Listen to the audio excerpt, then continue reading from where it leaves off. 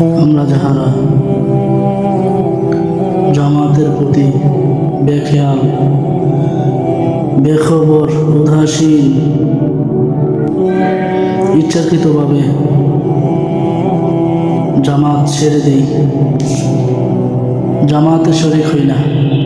সম্মানিত হাজিরিন, নবী করিম সাল্লাল্লাহু আলাইহি ওয়াসাল্লামের সহচর শ্রেষ্ঠ সাহাবী হযরত আবু বকর সিদ্দিক রাদিয়াল্লাহু তাআলা আনহুর শাসনকালে এক ব্যক্তির জানাজায় সমস্ত সাহাবায়ে কেরাম অংশগ্রহণ করার জন্য সকলে উপস্থিত হইলেন। সম্মিলিত হয়ে জানাজা আদায় করবেন। এমতো অবস্থায় কয়েকজন সাহাবী লক্ষ্য করলেন যে মৃত ব্যক্তির জানাজা তারা দিতে আসছেন। মৃত ব্যক্তির কাফনের ভিতর কি যেন নড়াচড়া করতেছে। এই দৃশ্য দেখে কয়েকজন সাহাবী উৎসাহিত হয়ে আগায় গিয়ে ওই মৃত ব্যক্তিটির কাফন খুলে দেখতেছে একটি বিষধর সাপ ওই লোকটিকে প্রতিনিয়ত দংশন করতেছে। তার দেহ থেকে গোস্ত, রক্ত ভক্ষণ করতেছে। এই দৃশ্য দেখে সমস্ত সাহাবায়ে কেরাম হতভম্ব হয়ে গেলেন, বিস্মিত হয়ে গেলেন যে কি করুণ পরিণাম, কি করুণ অবস্থা। তখন নবী করিম সাল্লাল্লাহু আলাইহি ওয়াসাল্লামের কয়েকজন সাহাবী চিন্তা করলেন এই সাপটিকে তারা মেরে ফেলবে। সে চিন্তায় তারা সাপটিকে মারার জন্য চেষ্টা করতেছে। এই অবস্থা দেখে আমার আল্লাহ রাব্বুল আলামিন ওই সাপটির জবান খুলে দিলেন। সাপটি মানুষের ন্যায় নবী করিম সাল্লাল্লাহু আলাইহি ওয়াসাল্লামের ঈমানি বাণী, তাওহীদের বাণী, রিসালাতের বাণী, লা ইলাহা ইল্লাল্লাহু মুহাম্মাদুর রাসূলুল্লাহ সাল্লাল্লাহু আলাইহি ওয়াসাল্লাম কালিমা পড়তে লাগলেন। মানুষের ন্যায় এই কালিমা যখন সাপের মুখ দিয়ে সাহাবায়ে কেরাম শুনলেন, সবাই অবাক হয়ে গেলেন যে একটি জীব, একটি হিংস্র প্রাণী, তার জবান দিয়ে আমার নবীর কালিমা বের হচ্ছে। সবাই অবাক হয়ে গেলেন। তখন সাপটি সকলের উদ্দেশ্যে বলতে লাগলেন, হে সাহাবা সকল, আমার কোনো দোষ নেই। আমি আল্লাহর হুকুমই এই ব্যক্তিকে শাস্তি দিচ্ছি, তাকে লাঞ্ছনাদায়ক শাস্তি দিতেছি। আমার আল্লাহ রাব্বুল আলামিনের হুকুমই আমি এই কাজ করতেছি। তখন সমস্ত সাহাবায়ে কেরাম সাপটির উদ্দেশ্যে বলতে লাগলেন যে আমাদের এই ভাইয়ের কি অপরাধ, কি অন্যায়, কি দোষ, তুমি তাকে দুনিয়াতেই অপমানজনক আযাব দিতেছ, শাস্তি দিতেছ। তখন সাপটি বলে উঠলেন, হে নবীর সাহাবীগণ, এই লোকটি তার তিনটি দোষ।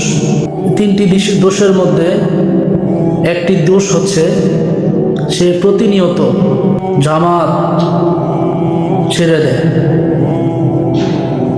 যখন মুয়াজ্জিন নামাজের জন্য ডাকে, যখন জামাতের জন্য তাকে ডাকা হয়, সমস্ত মানুষদেরকে ডাকা হয়, তখন সে প্রতিনিয়ত জামাত ছেড়ে দেয় উদাসীনতার কারণে।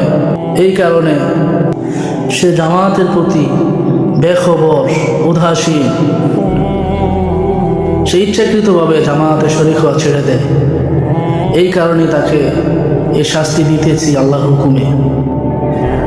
তার আরেকটি অপরাধ হচ্ছে মহান আল্লাহ রাব্বুল আলামিন তাকে অনেক অর্থ সম্পদের মালিক বানিয়েছেন।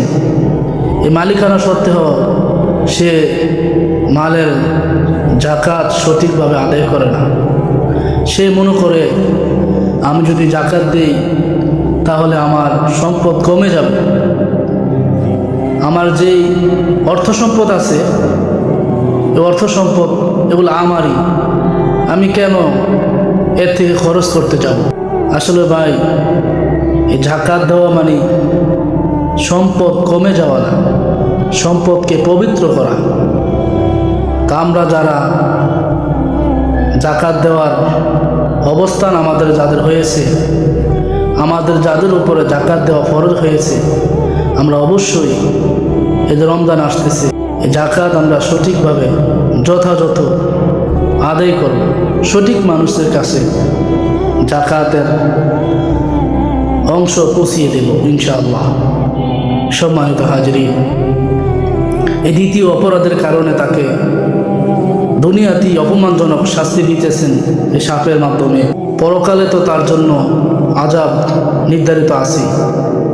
সম্মানিত হাজরিন, তখন সমস্ত সাহাবে কেরাম বলে উঠলেন তার তৃতীয় অপরাধটি কি? তখন সাপ বলে উঠলেন তার তৃতীয় অপরাধটি হচ্ছে সে আলেমদের সাথে খারাপ আচরণ করে, আলেমদের সম্পর্কে সে খারাপ মন্তব্য করে, আলেমদের সাথে তার সম্পর্ক ভালো নয়। দেখেন বাবা, আলেম সমাজ হচ্ছে নবীজির ওয়ারিস। নবী করিম সাল্লাল্লাহু আলাইহি ওয়াসাল্লাম বলেছেন, আল উলামা ওয়ারাসাতুল আম্বিয়া, আলেমগণ নবীর উত্তরসূরি, নবীর ওয়ারিস। নবী করিম সাল্লাল্লাহু আলাইহি ওয়াসাল্লাম অন্য হাদিসে বলেছেন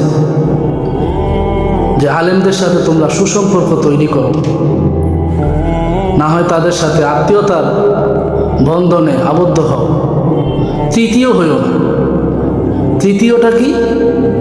যে তাদের সাথে দুশ্মনী, শত্রুতা পোষণ করো না। তো ওই ব্যক্তি আলেমদেরকে শত্রু মনে করতেন, আলেমদের সাথে তুচ্ছ তাচ্ছিল্যভাবে আচরণ করতে।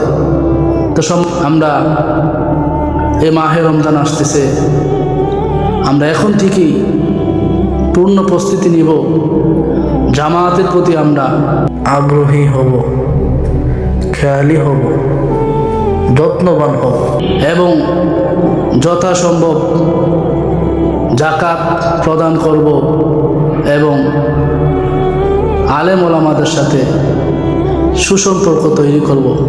শুধু আলেম ওলামা নয়, সমস্ত মানুষের সাথে সুসম্পর্ক বজায় রাখব, কারণ সৃষ্টির সেবাই স্রষ্টার সেবা। আপনি সৃষ্টিকে ভালোবাসবেন, মহাব্বত করবেন, এই ভালোবাসাটা আল্লাহর ভালোবাসায় পরিণত হয়ে যাবে। সুবহানাল্লাহ।